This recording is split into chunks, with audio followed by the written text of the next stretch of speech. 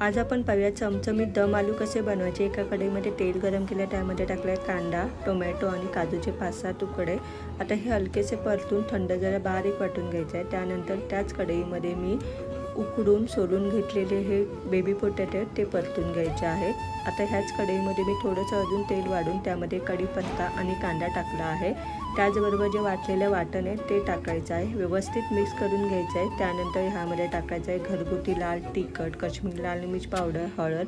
आता माझ्याकडे हा पनीर मसाला थोडासा होता तोही टाकला आहे आणि वालावर कच्चा मॅजिक मसाला टाकायचा आहे। ह्याने चव खूप छान येते। तुमच्याकडे नसेल तर तुम्ही शेवटी मॅगी मसाला मॅजिक जो असतो तो टाकला ते चालेल। थोडंसं पाणी टाकायचं आहे, चवीपुरतं मीठ टाकायचं आणि व्यवस्थित मिक्स करून घ्यायचं आहे। शेवटी ह्यामध्ये टाकायचं आहे काजूचे तुकडे आणि जे बटाटे आपण उकडून घेतले होते ते टाकायचे आहेत। कोथिंबीर टाकून गरमागरम भाकरी, पोळी किंवा भटुऱ्याबरोबर सर्व करूया।